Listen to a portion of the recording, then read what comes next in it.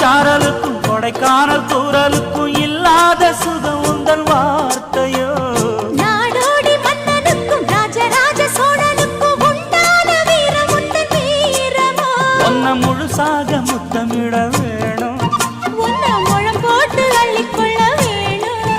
என் குல வாழைய இலை போடவா ஏதின்னும் தாமதம். அடி மீனா பொண்ணு